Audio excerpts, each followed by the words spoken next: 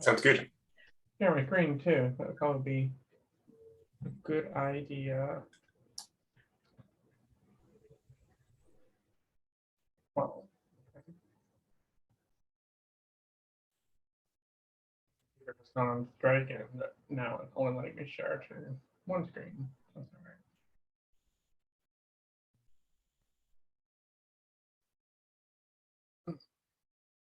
Maybe you can all see the screen slideshow. Yes. Almost. It said it's, yeah, there we go. We're ready.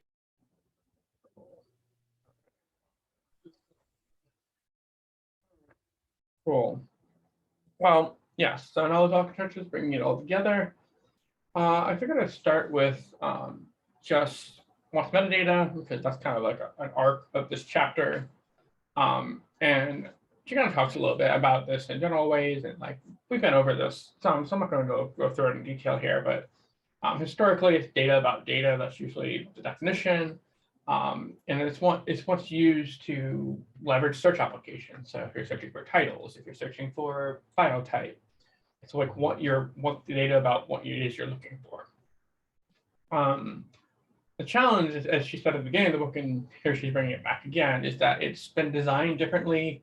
Different things mean different things to different people. It's designed often by corporations or cultural heritage institutions that have very different and competing practices at times. An example I like to use is that when you think of Dublin Core temporal or spatial, those are the Dublin Core fields, which are used online and in cultural heritage fields to say like this about for time and space, basically. And a lot of times people would think like, okay, well, this book written in 2020, you must want a 21st century book on that. But it's not, it's actually what the book is covering. So if the book's about 2020, then yeah, you use the 21st century. However, if the book is talking about the 1800s, you want to use the 19th century. So that's a very crucial distinction, understanding what metadata is, but a lot of people don't understand that distinction. And so you'll often see Dublin Core fields for 2020 that really means something else altogether. She wants to bring this all together and bring all of the points that she's made throughout the entire book together, and starts with what we broadly, us humanities, thinking of metadata as a composite record, provides multiple identifiers, description, asset points, and a set of rules for filling that out.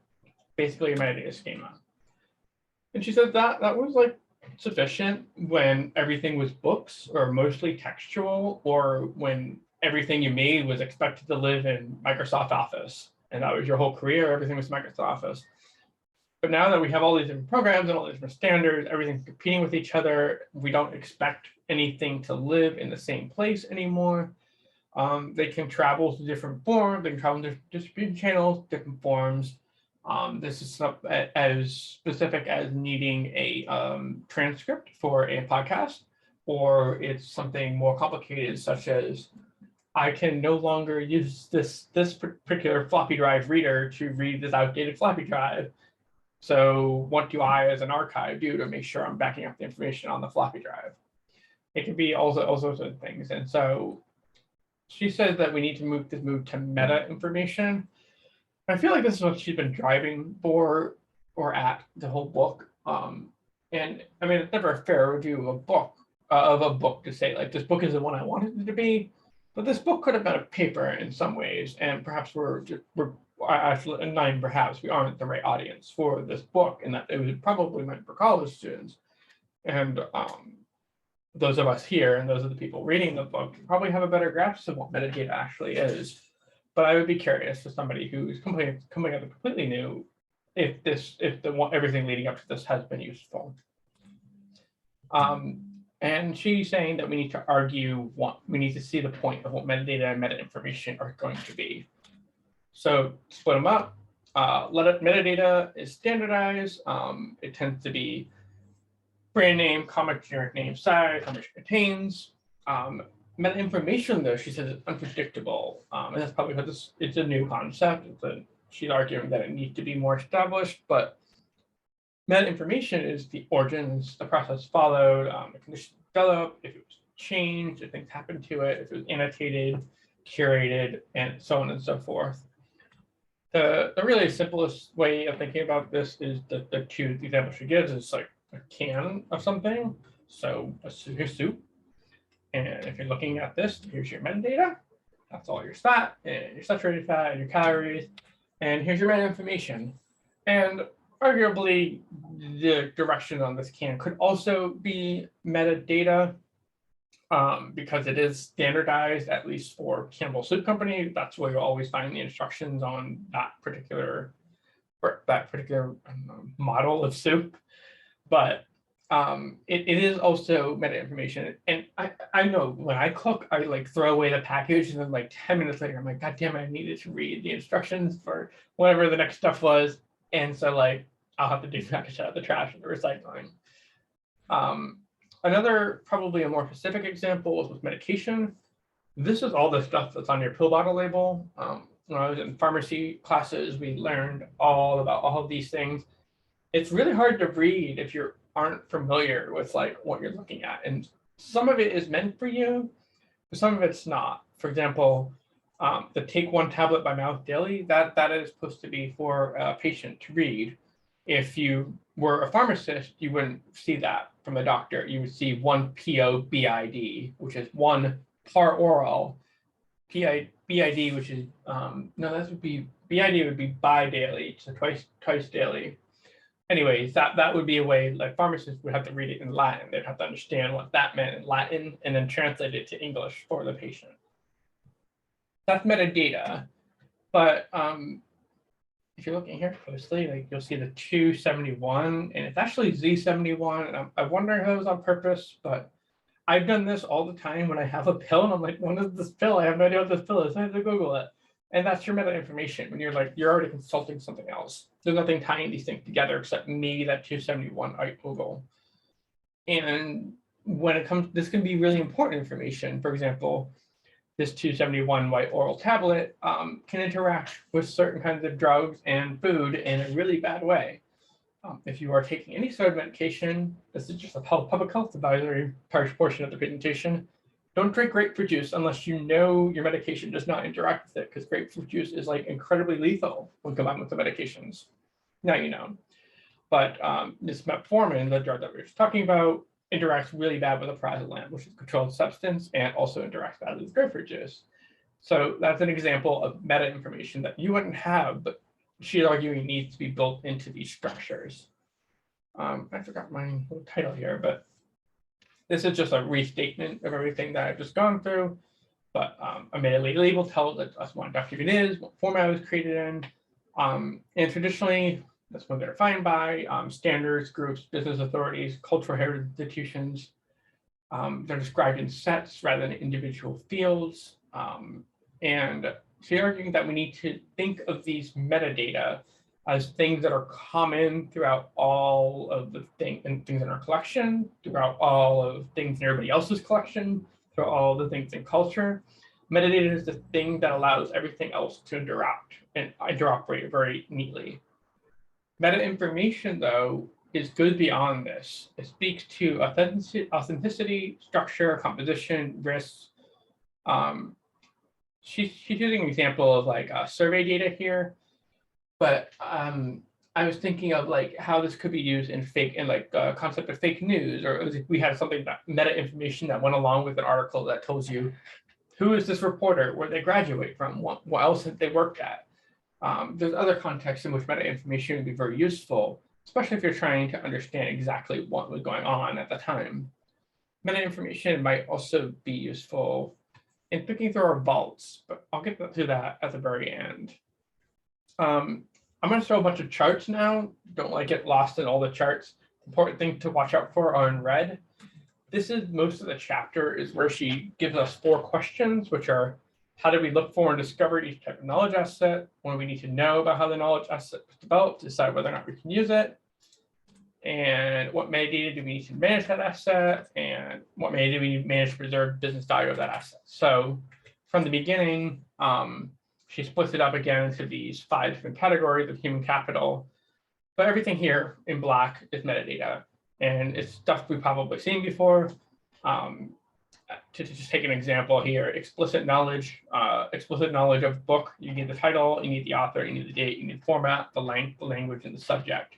That's explicit knowledge about what the book is about. It's just straight metadata, stuff we're used to. When we start getting into what we need to know about knowledge asset and decide whether or not we can use it, she starts introducing meta info. And this meta info column of like human capital is this thing I was just talking about with like a reporter. If this is this reporter trustworthy, or do they have like a good reputation? Have they graduated from journalism school at all? Or in the case of some news vendors, is this just a 16-year-old with a blog? Valid questions that should probably be asked when you're like looking at an article, and sometimes very hard to tell. And it would be useful, I think, when approaching these sort of things. And then to compare with our explicit knowledge example before, credentials of the authors, the reputation of the publisher, reviews by the users, citations. These are things that are like on the layer between what the object is and the metadata about that object and like the actual thing. So it's this new concept she's really trying to introduce us to. And I think it's really valuable. So you'll notice that she has three categories of meta information for each of these three sections. And then there are 2 here, so a total of 5. So it's not like a huge thing she's introducing. It's not like a radical departure, but it is a really important distinction that she's making. And I think it's really interesting to think about. The 2 specifically she talks about here is cultural knowledge and relational capital. And this is managing access to the object. So it's important to know whether or not this object should be allowed to the public or whether or not it should be kept in private, whether or not it should be controlled by a certain leader or group, whether it's opened or closed.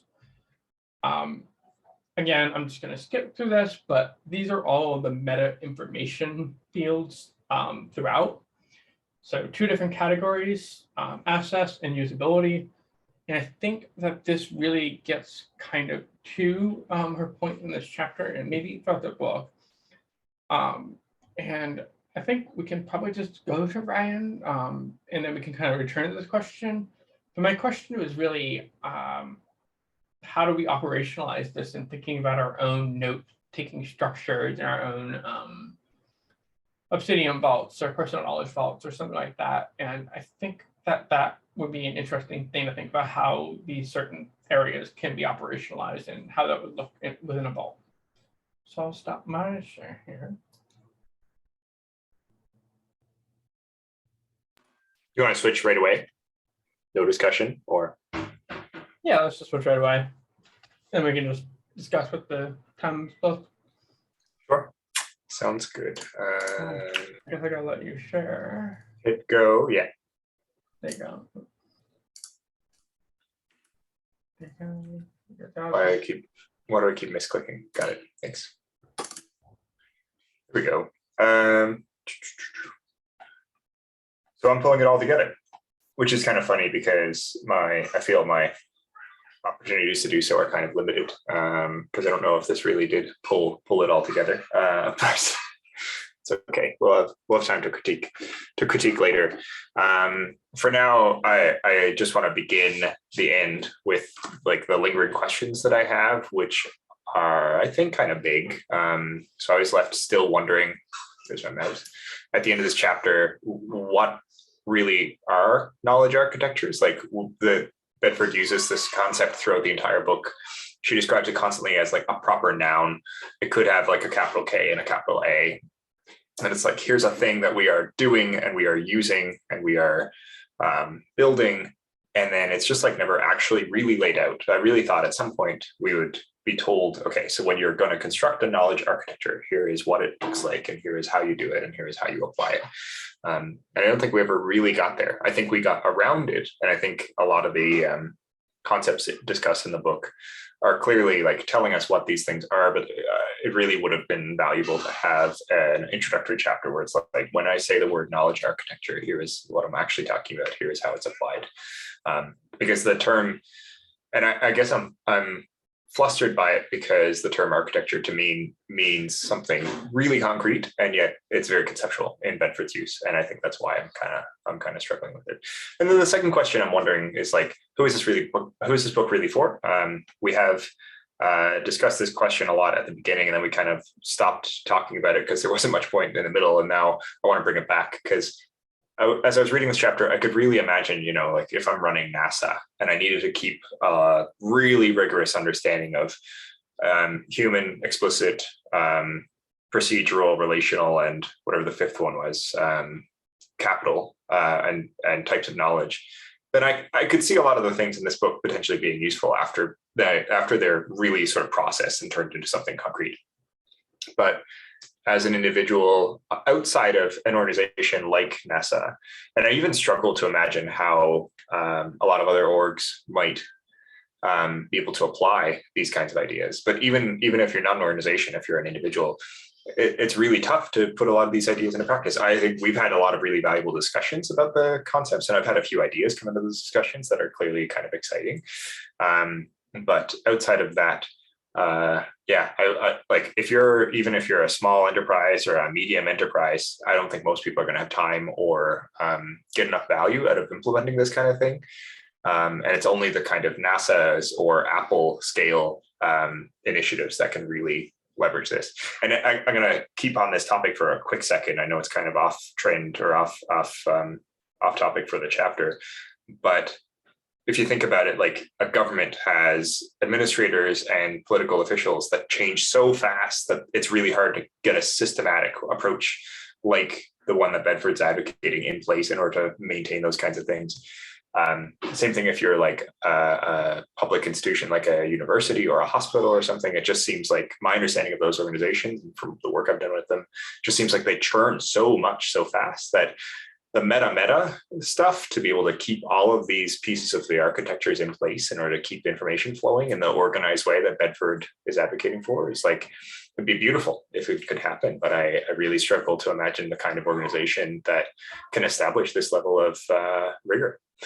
So I think it comes from her background in, in NASA and in, IBM, those kinds of big organizations that are slow moving, that are rigorous, that have the engineering sort of culture that can use these concepts. But outside of that, I think it's like, how do we mine the unique pieces from this book? And so I frame the book the chapter with these two questions, because in my view, Bedford doesn't really pull it all together.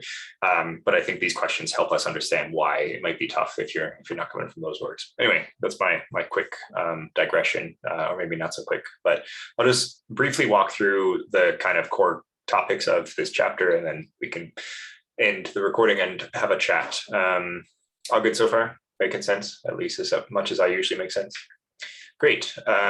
So the first sort of section, this book or this chapter is really split into two big sections. One is kind of evaluating all of the concepts that Bedford's brought up in the book, and asking sort of what's the state of this? Like, are we happy with where it is, or what needs some work? So that's the first section. And then the second section is focused on 15 trends of economics that she thinks might apply to knowledge architectures. So I'm going to go through them both briefly and probably not in as much detail as it warrants, but I think it's enough for discussion. But first, I want to start with this kind of quote at the beginning.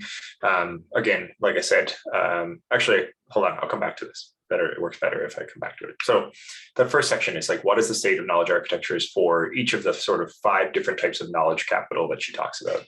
The first one is human capital, and there's a bunch of sort of tables you can look at for details here, but essentially there are some fragmented good practices for managing human capital in availability and accessibility of knowledge, but not in the consumability. There's no real current practice if you really boil it down.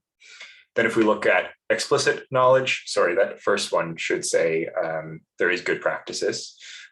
So there are a lot of established good practices for managing the availability of explicit knowledge, but then there's no current practice for accessibility or consumability. And then if you go through the other 3, the tables break down to, for procedural knowledge, kind of implying that there's no good current practice, for cultural knowledge, kind of implying that there's no current practice, and for relational, kind of implying that there's no current practice. So there are some glimmers of hope from Bedford's view of knowledge architectures, that these things have some basis in practice right now. But for the most part, of all of the concepts that Bedford has talked about in this book, human capital has some work done on it, and explicit knowledge has a lot of work done on it in availability. Outside of that, it's just sort of like, it reads kind of as a declaration that this book is essential, and that a lot of the ideas here are really necessary for the knowledge economy to move forward. That's kind of how I read it. And she talks a little bit about how different parts of each of these segments in each of these kinds of knowledge can use work, but essentially it kind of reads as an argument for the book, which I think makes sense, but probably could have gone at the end or at the beginning of the book rather than here. But that's the state of things, according to Bedford, that across these 5 different categories, the only explicit and human capital really have some work. And if anybody's interested in knowledge architectures and you wanted to take a look at accessibility and consumability of knowledge in any of the 5 categories, it's like there's a lot of work to be done. That's kind of Bedford's take. And then she presents this sort of knowledge cake or cake of knowledge architectures as a sort of meta model or mental model, of how this stuff works. I think we've seen it before. But it's basically at this point in the chapter, she's arguing that we need a practice of knowledge architecture that sort of layers, like gets through these layers in each of the 3 segments, and really breaks it all down and makes it effective, which is like fine. Again, it reads kind of like an argument that like this book is necessary, and go back and read the rest of the chapters. And then I'm going to jump last to, sorry, I'm jumping all over my slides. So this idea that we should look at economics as a takeaway, as a final sort of exit for this book. So she has this quote: "We align the knowledge architecture segments with the essential elements of an economic system. We explore what economists, media, and broadcasting experts tell us about the economic trends that will shape the future, and we translate these trends to help us envision the future knowledge." And so those 15 trends are here. And I'm not going to go through them in detail. And I would argue that she doesn't either. But the idea is that these are 15 trends that come from, I think, the World Economic Forum and a couple of other sources. And she says they suggest different things for what it means for knowledge architecture. And here's where I get to be a little crotchety again, because I have a training in futurism and foresight, strategic foresight. And this application of these 15 trends really doesn't make a lot of sense to me. There are good practices and good techniques out there for future scanning and for then using those trends and signals and drivers you pick up in order to do an analysis like this and applying things from economics. I was just left wondering, like, why and how? Like, why are we doing this when we could actually sit back and say, well, what are the real drivers of change in knowledge management and knowledge architecture? And what trends can we derive from those? And what are the signals of change? And then how do we apply those? And so I'm actually tempted to sort of host a workshop or something on that front, because I think it could be really interesting. But just thinking, for instance, taking this concept of global climate change from the World Economic Forum as like this driver of change, and then saying, what does that mean for knowledge architecture? It just seems a little heavy-handed to me, when you could be a lot more nuanced. And so nonetheless, these 15 trends, especially maybe this first one, I would call them a driver. This idea that technology is growing, that humanity is becoming more dispersed and then more connected. That's kind of the bigger drivers that are embedded in these 15. They have some clear implications for the need to be using these knowledge architectures more effectively. And I think it's clear that that's kind of necessary, even without reading too much into these pieces. And so the final thing, and this is actually perhaps the most valuable takeaway for me from this chapter, is this other quote. And it's actually taken from early on in the chapter, but it sort of hit me as a compelling point. So she's talking about something else, but she says knowledge architectures essentially have some good practice examples, the ones that I talked about before, that we can leverage in order to make the most of our knowledge. But in most cases, they must be expanded and enhanced to meet the needs and expectations of what she calls the knowledge economy. And so this is the answer to that why and how question that I had a second ago. The idea that all of this is driving towards an economy that really is governed by knowledge. It's sort of, this is where we started at the beginning of the book club, when we had a lot of discussions about how sort of business focused the book was. But I think if we take a second and sit with this concept of the knowledge economy, it's still pretty cool. This idea that essentially underpins the entire book is that we're entering a state of the exchange of knowledge where it really is the biggest driver of value in the world. Who has knowledge and who can share it in the most effective ways is really becoming the key to being an influencer, right? To being an author. And more than ever, these opportunities are democratized. Anybody can kind of learn something unique and useful that they can then shape and share with the world in ways that we couldn't 10, 30, 50, and certainly not 100 or 1,000 years ago. And so this is my big takeaway. It's like,